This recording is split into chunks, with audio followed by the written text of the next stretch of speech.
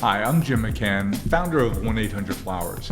We created this podcast to share the wonderful people we get to interact with, we get to meet, we get to know, and most importantly, get to learn from. So I invite you to join us on this journey here on the Celebrations Chatter podcast. It's a rare treat for me because I get to introduce you to a friend of mine who's been very important to me, to my brother Kevin, to my brother Chris, frankly, to our whole family, and probably to tens of thousands of families here in New York, particularly on Long Island, over many years. So I want to tell you about Walter Stockton. I want to introduce him to you, and I think by getting Walter to share his story with us, we'll learn a lot about the disability community and the needs they have, and how things are progressing in terms of caring for a significant percent of our population that has special needs. So thank you, Walter Stockton. Welcome. Thank you, Jim. It's great to be here, and thank you for that wonderful introduction. I know your story well, and I can't wait to share it. And like my wife, you come from Western Pennsylvania originally, but then you migrated here to the east end of Long Island as a young man, and you were, I remember, teaching at Suffolk County Community College. But before that, you worked at Mary Haven. Yes, right? my first job out of college was to go to Mary Haven, and when I graduated from college in 1969, you did one of two things. You either taught or you went to Vietnam. Yep. And I thought that teaching was a better alternative. But I was a liberal arts major in school, so I really didn't have a lot of teaching background or even teaching skills. Where did you go to college? I went to California University in California, Pennsylvania. Yes. That's a state college in Pennsylvania. And my wife went to Indiana Yes. University, a state college in Pennsylvania. Pennsylvania, yeah. You grew up on a farm in I Pennsylvania. grew up on a small farm in Western Pennsylvania. We raised animals, we raised vegetables. It was a great way to start your life. My father also had a grocery store, so we provided produce and meat actually to the grocery store. And at the time it wasn't so great, but looking back on it, it was a wonderful way to grow up. And great values produced. So you moved to Long Island to teach at Mary Haven. Tell us what Mary Haven is. Mary Haven is a private residential school for children and adults with developmental disabilities. At the time I worked there, it was run by the diocese, and there were 3 lay people and about 15 nuns running the program. Yep. And I had the wonderful opportunity to work for a woman named Sister Jean Bouchard, who was the administrator of the program, the principal of the school. And I was there for 4 years, and I have to say that of all the leaders I've met in my life, she was the best. And I learned more from her in 4 years than my 4 years previous in college. That's amazing. The intersection of our history is that my brother Kevin, so I'm the oldest of 5. Chris, who was the CEO of 1-800-Flowers, is the youngest of us. I have 2 sisters, and sandwiched in the middle is my brother Kevin, who was born with developmental disabilities. And before you got to Mary Haven, Kevin lived there for a couple of years, we recall. And I remember every Sunday we drive out to see my brother Kevin, and it was the end of the earth from Queens all the way out to eastern Long Island. And it's not so east now, but back then it was very east. And so I have many, many, many memories of Mary Haven. And after Mary Haven, where'd you go? When I was at Mary Haven, I did some recreation, I did some phys ed, and then I ended up in a residential department running the residential program. But I always stayed involved with the rec program. So I had students from Suffolk County Community College come and work from the recreation program at the college, come and work at Mary Haven and work with the kids that we had there. And I met the lady who ran the program. She was expanding the program, and after 4 years at Mary Haven, she asked me to apply for a job at the college in the therapeutic recreation leadership program. I applied and I got that job, so then I moved on to Suffolk Community College. And here you are, a young man from Pennsylvania in Suffolk County, Long Island, teaching pretty much the golden years, huh? Well, it was pretty interesting because I was 24 years old. And your students were much younger. It was actually a time when there were a lot of returning students. So they were older. Half of the class was older than I was. Yeah. But it was a wonderful opportunity and a wonderful experience. And I didn't have to spend a lot of time in the classroom because I was a fieldwork supervisor placing students in programs for people with disabilities throughout Suffolk County. So in nursing homes, in state hospitals, in places like Mary Haven. And since those organizations wanted my students. They welcomed us to come in because the students were free help, basically. Yeah. But from my perspective, I got to go in there and observe all these programs and see what worked, Who was doing what well, didn't wasn't, work, and just sort of put it in the back of my mind, because I knew that as much as I like teaching, that there was another direction for me.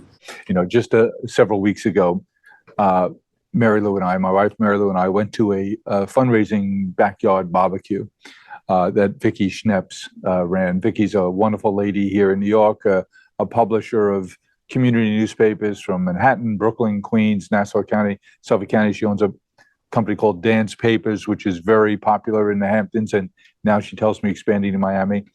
But she and her husband, who you know her and you knew him well, he's since passed, but they created an organization called WORC, WORC, an agency like the agencies you run that cares for people with disabilities, particularly developmental disabilities. And so Mary Lou and I went to support her at a backyard fundraiser, and her guest of honor that day and a friend of hers is Geraldo Rivera. And he plays a role in your life too, I know. And he told me that day he's 80 years old. He looks terrific, and he's full of energy. But Geraldo Rivera changed the world that you live and work in, and have been such a leader in for these 45 or so years. And as I understand the story, for those of you not from the New York area or not old enough, like the young punks I get to work with here every day, Geraldo Rivera is an interesting fellow, a journalist, a TV reporter, investigative reporter. And he did a series back in the, was it the 60s, late 60s? Mid-70s. 70s. Mid-70s, yes. Yeah, that's right.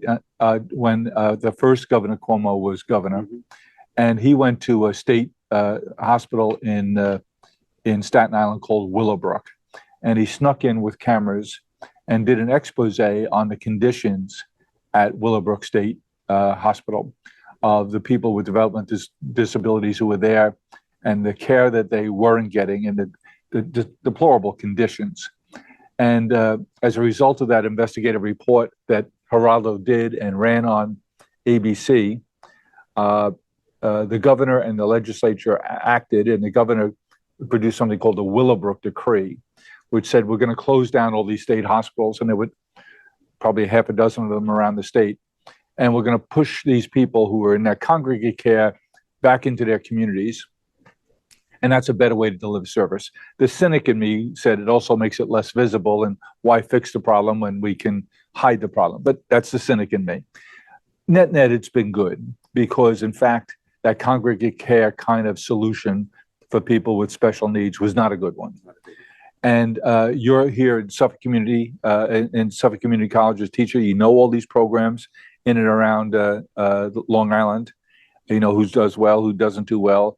And as I understand it, you went to a group of business folks there and said, hey guys, these people being put out of Willowbrook, many of them are from our community and communities.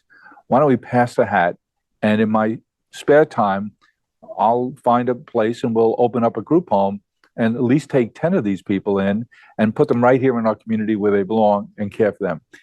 Is that the birthing story of what became IGHL? That's pretty much how it happened. And at the time, Geraldo Rivera formed the One-to-One Foundation. That's right, yeah. It was run by a guy named Paul Dolan. And I made an application after I put together an organization called IGHL. Which stands for Independent Group Home Living. Made an application for a grant for the One-to-One Foundation. And they gave me $15,000. And I always thought it was 10, but it was 15,000. And my father had to co-sign a note for me for 15 because I couldn't get it on my own. And so I had $30,000 to start up a group home.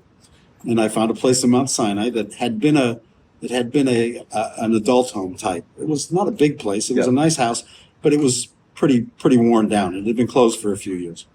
So I took that $30,000 to renovate the house.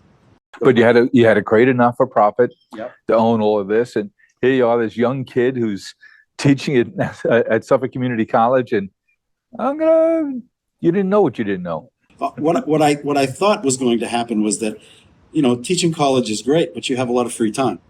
So I thought that the group home would be an adjunct to my Something working else you life. did, yeah. Yes, and it also would make my teaching more real because I was still doing stuff. I wasn't just teaching. So we opened this first group home, and right in the middle of the purchase and the renovation, the guy that I leased it from, because we had to lease it, we couldn't buy it, he sold it. So he sold it to this gentleman named Bruce Acker, and Bruce was my age, but he came from some money, and he came and he looked at things over, and I didn't know what the hell was going to happen. You know, I didn't know if he was going to pull it or whatever it was, and he says to me, "You can't get much done with $30,000." I says, "I know, that's all I have," and he says, "Well, I'll match that." And you've been friends with Bruce ever since. We've been friends with Bruce ever since, and that was 1978. Last year in 2022, Bruce donated that house to us. Isn't that something? After all those years, yes, sir. What a terrific story. It's a great story. He's a great guy, and a big part of our history. You get these local business guys to help you out. They become your board effectively. You create this not-for-profit. Fast forward to today. Being in the not-for-profit world is not for the faint of heart. You've been through so many changes, so many governors, so many New York State legislatures fighting for reimbursement for your efforts. How big is, well, IGHL became quite a large agency, but then you looked around and you said, wait a minute, there's other agencies like us in adjacent communities, and we're having a tough time managing our costs. Isn't it silly that there's so many of us? Why don't we take our best accounting systems, our best logistics systems, our best management, our best training capabilities, and start to combine some of these agencies in the not-for-profit world so they can lever the best practices and reduce their centralized expenses so you can put more into programming. And so you went around and you said, Mary Haven's over here, CDD is over here. We all do the same kinds of things. We all have vehicles to transport these people. We all have medical staffs. Why don't we consolidate? So IGHL started to partner with other agencies, and now you created a brand as a holding company for these agencies to put all your best practices and centralized service together, and you call that Connection with a unique spelling. KINEXION. KINEXION. And tell us what the meaning, you and your team just last year came up with that name and why it just resonated with you when you heard Connection. It wasn't the Connection name that resonated with me, but the middle of that word has an X. And if you put a little dot on top of the X, it looks like a little person that we've used forever. Yeah. And it was person-centered. So everything we try to do is person-centered. We're trying to provide the best life for people that they can have. And once I saw the person in the middle of that, because it's a funny spelling, it's different. It does pop up quick on when you Google it. Yeah. But that little person did it for me. I had to think about it for a while, but it did it for me. But I do want to say that putting all these things together and understanding the benefits from it, I had a good teacher from that. And for many years, I observed what you did here at 1-800-Flowers. And every time you brought in a company, you would share that with me and tell me what the benefits were of doing that. Mm-hmm. So the foundation of what we did was really based on our relationship. And vice versa. I've watched, you and I become friends. I think we first met in the early 90s. And we had a mutual friend named Eddie Frank who introduced us. And we did some promotional things together with IGHL here at Flowers. Did some things that were fundraising kinds of things for your agency. And finally, I remember I got to know you and like you, and I confided in you that my brother Kevin was in a wonderful place up in Sullivan County, but my parents had just passed. And although we're all still here and Kevin's still the centerpiece of our family, getting up every weekend to 3 hours north of here in all kinds of weather was getting tougher and tougher. And he wasn't as much a part of our family as we wanted to. So I asked you if your staff would possibly consider evaluating Kevin to see if he'd be appropriate for your program. And I think it was in 1994. In fact, Kevin moved into one of your group homes in Mauritius, and that changed our lives. It changed our lives because Kevin is very much the centerpiece of our family. He's at all of our birthdays and anniversaries and graduations and dance recitals, and he gets punished and sent to those too.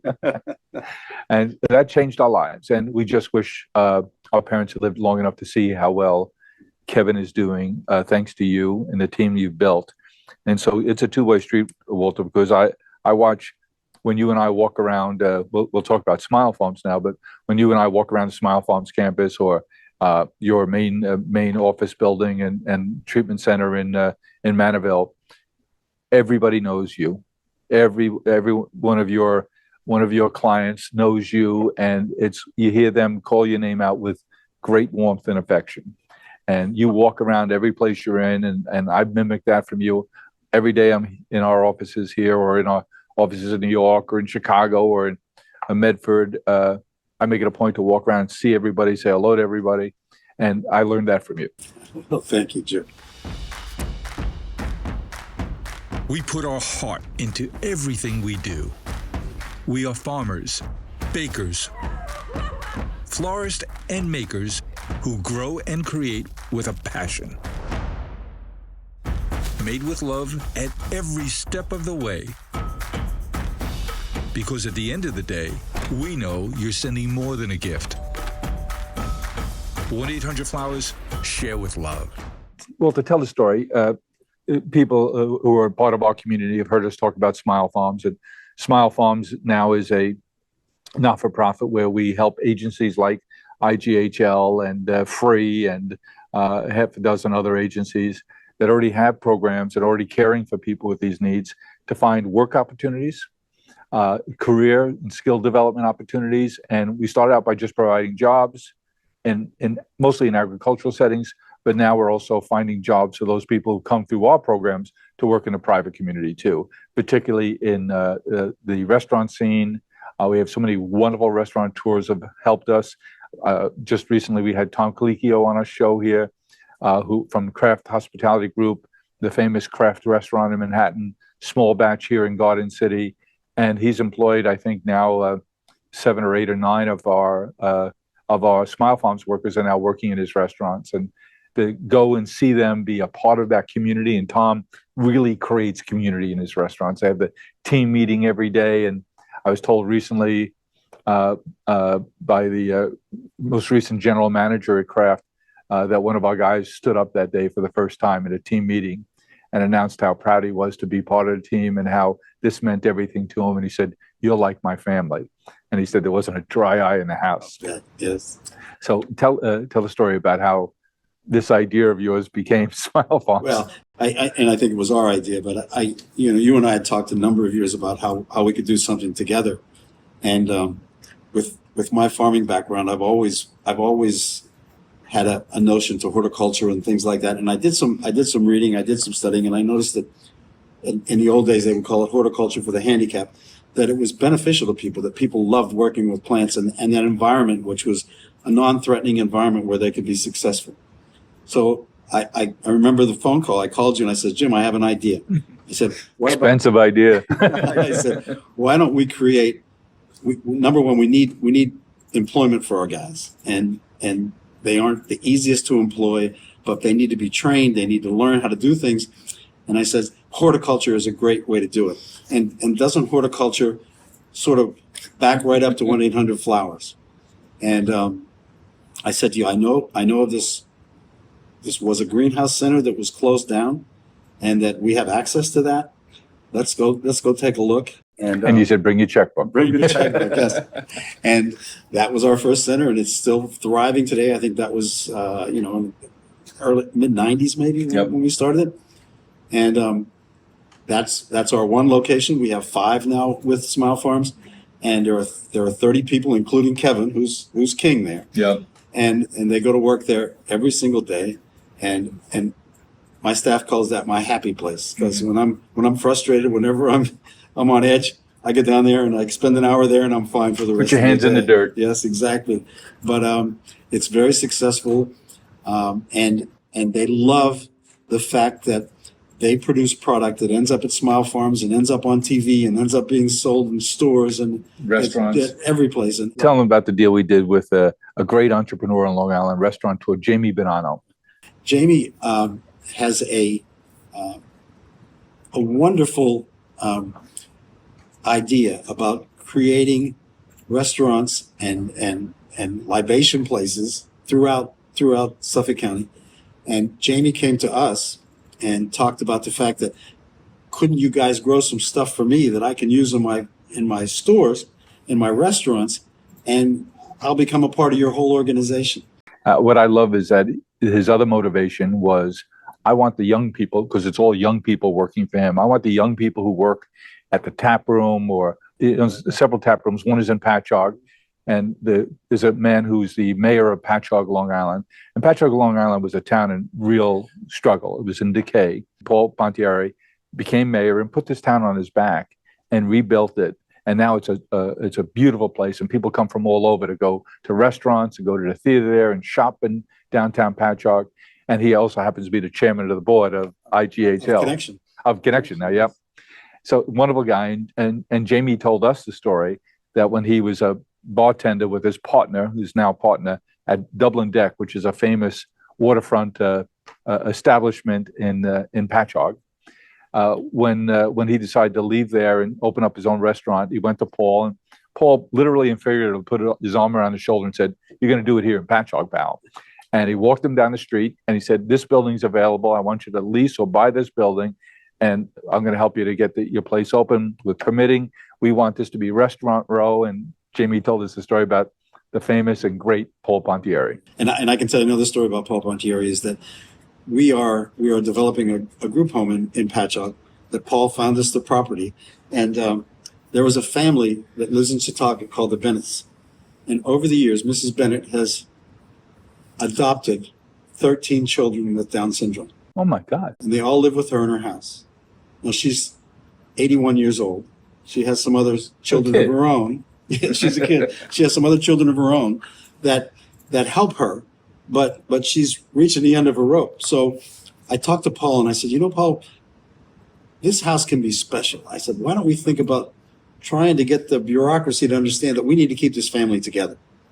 And so I've worked with the commissioner of OPWDD, a lady named Carrie Delaney, who's a wonderful woman. Yeah, you introduced me to her when we did an opening here in Woodbury. And I said, Carrie, look at this family. We want to keep this family together. So she got it. So she got it right away. So we're building that house. And not only are we building the house, but there's an apartment in the house where the mother can live.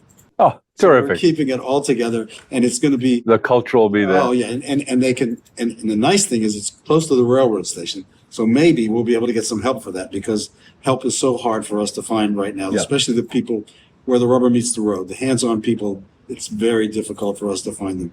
But I'm hoping that location, with the access to the railroad and with Patchogue, with so many young people in Patchogue, that we may be able to have a successful program. So I started to say about our friend Jamie, what I liked about him is he has this terrific chain called the Tap Room, and they make all their food there on-prem, and they really pride themselves on great plating and presentation and local ingredients. So he said, I can't get enough of the microgreens and this and the lettuces I need. And he says, and I want the young people who come here to feel that we're not just having a great restaurant, that we're doing something. So he says, I want a team building exercise. So he brings them to Smile Farms, and he brings them all on the same day, and they all get their aprons on, and they get with our Smile Farmers, and they get their hands in the dirt, and we have beds that are devoted to the tap room. And they grow. Now when she's behind the bar and she's making a drink for someone, when she's putting mint in the drink to make a South Sider, she has something to talk to her clientele about, oh, I helped grow this mint, and tells them about Smile Farm and a team building exercise that they go down once a month or sometimes more frequently and tend to the beds and grow, and our guys take care of it day to day. It's such a good story. He's a great young man. He's a great entrepreneur. He's a great restaurateur, and he's so conscious of culture and doing things for the community and for us and for our people. You know what our farmers love? Our guys go there for dinner sometime, and they make a big deal out of them, and they say, you grew this, and we're doing this for you, and you're ordering this, but it came from Smile Farms, and they just love that. You've been doing this a long time. A few years. And I'm not exaggerating when I say you've affected the lives and the welfare of tens of thousands of people and their families, all throughout New York, and particularly here on Long Island and now elsewhere.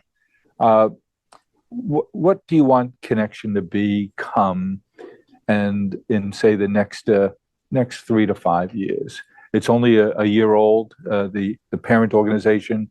I think there's other agencies around who could benefit from what you built to take some of their expenses out, professionalized a little bit more, have more professional fundraising activities, and allow them to devote more of their resources to programming. As you said, getting the right staff is so difficult. And when you get them, you want to train them, you want to invest in them, you want to give them certification opportunities. So what happens next 3 to 5 years with Connection? Well, Connection is a part of a whole, right? So Connection is an integral part of the programs for people with developmental disabilities on Long Island. But there's a greater community out there, and that's a statewide community. So my thrust right now is changing the way our care is overseen. So people with developmental disabilities in New York are the only group that's carved out of managed care. And to a lot of people, managed care is a bad word. Mm-hmm. But what we've come up with is a program called the CIPPL, and PL stands for provider-led. So I met with Governor Hochul yesterday, Governor of New York State. Governor of New York State, to go over this program with her and how it will benefit the people that we serve. Because the reality is, how we're providing our programs now is unsustainable. We don't get enough support from the government. We have more people coming into the system all the time without additional revenue to take care The of. need is unsatiable. So we've created an organization called Triad My Compass. Triad My Compass is made up of 3 care coordination organizations that oversee the people's lives outside of their organizations to make sure they get the right benefits that they're entitled to. So we have 3 care coordination organizations throughout the state that have formed Triad My Compass. We represent hundreds of agencies. We represent 65,000 of the 100,000 people that are in the services of OPWDD in New York. And we want to create this integrated care system that will take the burden off the state and put it back into providers and let us get rid of a myriad of unfunded mandates that we have to pay for that have nothing to do with people. It had nothing to do with the end product in terms of the care you give. All it does is take money away from where we need to put it. Yeah. And the governor yesterday, I hope very much that she got it, because we spent a half an hour together talking about this, and we're very close to making this happen. If this happens, I think the future and the sustainability of the programs for people with DD will be in good shape. I'm very, very worried about the future if it stays like it is, because it's basically broken. Walter, families like the McCann family and people like us and me, my parents when they were alive, never put their head on the pillow at night without saying, what happens after I'm gone? You and the team at IGHL and now Connection have answered that for us. What would you say to the other families who are lucky like us to be involved with proper care and residential care, if appropriate, for their loved ones? What's our responsibility to IGHL, to Connection, and to your team in terms of what we should be doing to help? Well, if you think back about what I talked about with sustainability, I mean, I think part of the reason that IGHL and Connection have been successful is because we understood from day one that even though it's a nonprofit, even though there's plenty of altruistic reasons, you have to run it as a business. And you only get reimbursed. You have to have capital to spend to get reimbursed. Exactly. And if there's more going out than coming in, it doesn't last very long. Yeah. So we need to supplement, obviously, all the government income. And we're very cognizant of the fact that we're helping families, and we look to families to really think about how much you can give back. And you and I were talking earlier about some people don't think they can help, but just this last 3 months, we had 2 families that we, unbeknownst to us, that left their homes to us in their wills. Which is extremely beneficial. Extremely beneficial. So we can turn those homes into. And one of them, you told me, had 2 sons with you at IGHL, both of whom have gone for a long time. For a long time. And all of a sudden, this family remembered, they didn't have a lot of means, so they really couldn't help. But when they were going, the home was either going to go to nobody or it went to IGHL, and you can monetize that house, use it or monetize it to care for more and more people. Exactly. And we've got a wonderful team that's working to help us do this, led by Debbie Nyder. And we've got lots of meetings set up with families and how to take this next step forward. And we're happy to help people understand how to do that. Yeah. But that's a very important part of where we're going. I didn't, to my regret, I didn't pay a lot of attention to this in the early years because we were You're growing. too busy trying to care for We people. were growing so fast with state money and growing and building new group homes and opening day programs. As all these Think people about came out of those of the institutions like Right, Willowbrook. Exactly. But now as you sit and you can take stock on it, and you can see that the government money isn't going to be enough. So we need all the help we can get. I remember when you built your first nursing facility. And what you told me then, I said, well, has there been one before?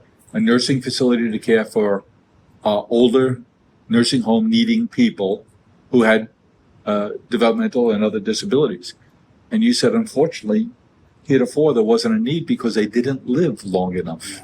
And that shook me to my core when I heard that those many years ago. And now you built a nursing facility. and that becomes sustainable for all the agencies, because before they came with us, when somebody aged out of their program or needed skilled nursing, they had to go to a nursing home. So they had to leave the family. Now with and we have, 3 programs now with 24-hour nursing. Yeah. That when somebody needs that, we have that ability to do it. And it's probably the most important thing that we did was to create that that was a birth to death kind of thing. Yeah. Because we can create that. Because nobody wants to live in a group home forever and be with IGHL forever, and then all of a sudden say goodbye. You got to go to a nursing home. Unrelated, unconnected, yeah, geographically far away. And our guys, our guys in nursing homes are sort of second-class citizens. Yeah. But in our facilities, it's just like the rest, and Yeah. they're still part of the family. They see the same staff. In fact, our 32-bed now is consisted of 32 people that all lived in our group homes Uh-huh. that have aged into what the same thing we might need. Yeah. That's sobering. It certainly is. Walter has cared for people since his days at Mary Haven and Port Jefferson back in the 70s. And I think you have 6 or 8 people who used to be in your day program who are still with you now 50 years later. There's 6 of them, and we're all very close. We get together often, just the 7 of us. And they were in my first phys ed class when I walked into the door at Mary Haven, and I've been involved with them and their families since 1969. Amazing story. Amazing man, Walter. I'm so proud of what you've done. I'm so proud you're my friend. And I'm so proud that we get to help you and all the people that we put through the Smile Farms program who work there, who learn there. You're a gift to me, a family, and all of Long Island. And we want to project your capabilities as far as we can, because as you remind me all the time, the need is growing all the time for care for these people. Well, thank you, Jim. And part of the beauty of my job over the years is to get to meet families. And there are none more supportive and none better than the McCann family for what you've done for Kevin and what you've done for the field at large. And my success certainly is based on our friendship, because I've learned so much from you. We've done so many things together. What we haven't done enough of is play golf. Well, we got to do more of that, yeah. But maybe because the other thing, it's sort of interfering with that. But I'm very optimistic about the future, but things have to change. Yeah. And hopefully, I'm glad you're there to steer us through this change. It's never been more critical. well, thank you, Jim. Thank you very Walter. much. It's my sister's birthday. Go to 1-800-Flowers.com. They have tons of great birthday gifts. Wow. Wow. Wow. Happy birthday, baby. Wow. Yummy. I got to contain myself. 1-800-Flowers. Celebrate the people you love. Well, I hope you enjoyed what you heard, and I know I'll be sharing it forward. I hope you get to as well. Let's keep the conversation going. Follow me along on Twitter at Jim1800Flowers and on LinkedIn at Jim McCann. Hope to talk to you soon. Thank you for listening to Celebrations Chatter. You can join our community by reaching out at chatter@celebrations.com. And while you're at it, tell us what topics you'd like us to explore here on the Celebrations Chatter podcast. Thank you for listening, and don't forget to share it forward.